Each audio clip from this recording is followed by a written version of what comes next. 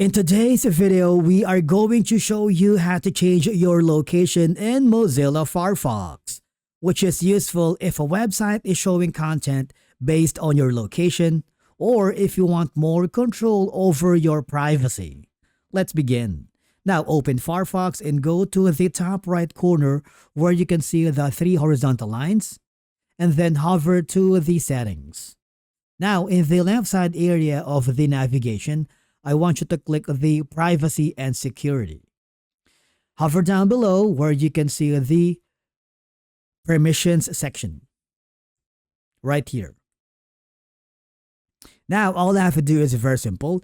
You will see a list of websites that have requested your location when you click the settings. Now you have the ability to allow a site, block a site, or remove a site to reset its location.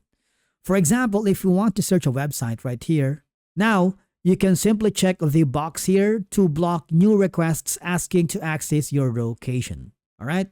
And once you've done that, click the Save Changes. And basically, that's how you change location in Mozilla Firefox. Thank you so much for watching. We will see you again in the next video.